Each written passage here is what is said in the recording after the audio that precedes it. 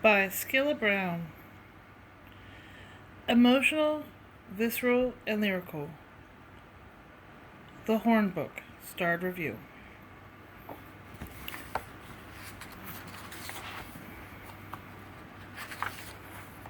In memory of more than 200,000 people who were killed or disappeared in Guatemala between 1960 and 1996. May they always be remembered. A note to the reader. In 1954, the democratically elected government of Guatemala was overthrown by a group of military men who were unhappy with the way the government had been passing laws to help poor farmers in rural communities. 40 horrible years followed, in which the people of Guatemala tried to resist, organize, and bring change, all while the Guatemalan army did everything they could to discourage the rebels, or guerrillas, as they were called, the organizers. The army went into the mountains of rural Guatemala, where they tried to prevent the villagers from joining the rebels. Many lives were lost, and many more were never the same. Chopin, Guatemala, 1981. Where I'm from. Our mountain stood tall, like the finger that points. Our corn plants grew in fields, thick and wide as a thumb. Our village sat in the folded between that spot where you pinch something sacred to keep it still. Our mountain stood guard at our backs. We slept at night in its bed.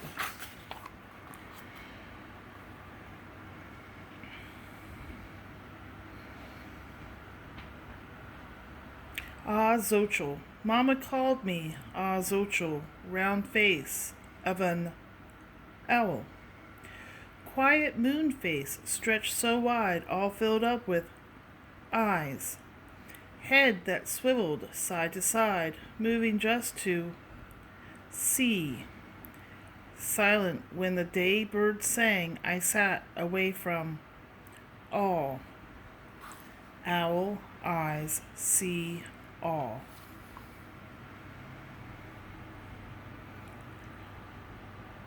Not yet.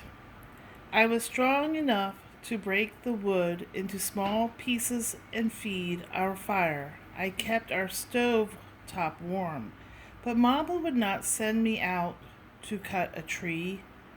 Not yet, she said, and put away the blade. I was old enough to feed the chickens, gather eggs by myself. I watched out for them all, but Mama would not let me wring their necks.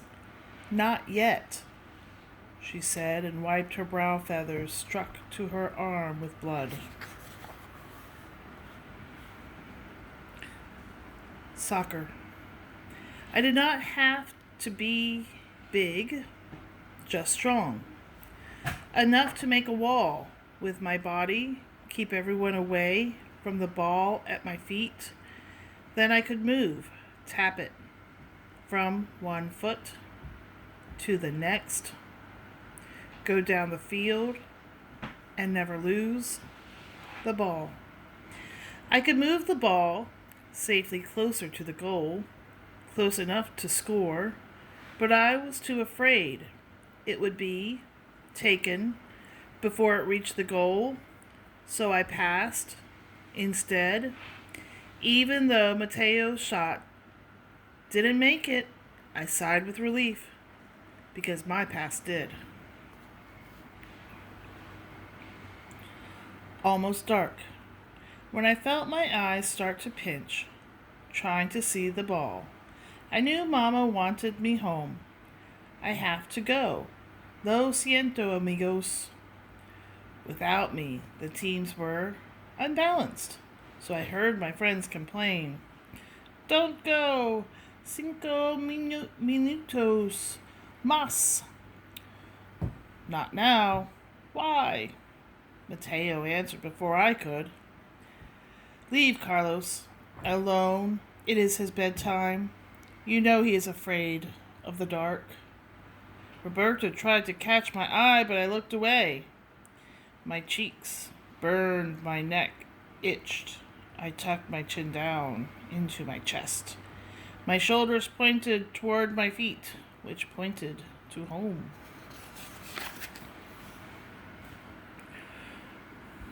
Roberto. Roberto had a brother, David, who was old enough to pick the cherry coffee fruits, hold a girl's hand on his way to church, smoke a cigarette behind the tienda, and old enough to have the military knock on his door with the signing papers. Roberto had a father, Manuel, who was drunk enough to yell at the officers who knocked on his door hunting for soldier sons.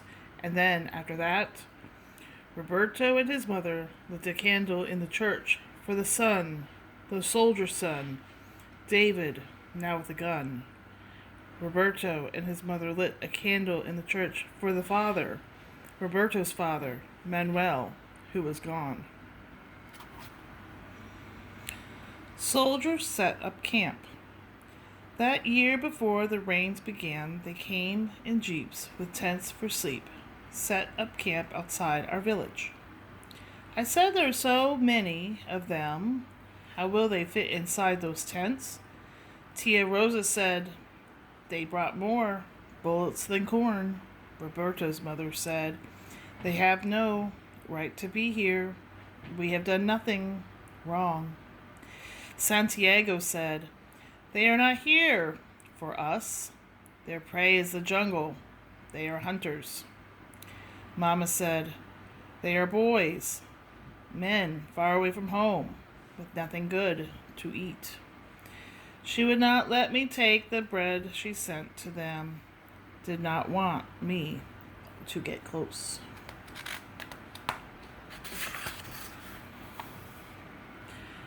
Close. One night, 3 of them came to our soccer field, watched a bit, then joined in. They were not that bad. Then when the game was over, they passed out sodas, asked if anyone wanted a job. The big one would laugh, that wheeze like teasing balloon, said, just bring me the names of the communists, All we want are names. I did not know what a communist was, never heard that word before, said in our village, did not know what it meant, did not understand. But the 400 quetzales they offered, enough to feed a person for a month or buy a radio in San Fernando. I looked at the faces of my friends and knew that something we all understood. This has been a reading from Caminar by Skila Brown.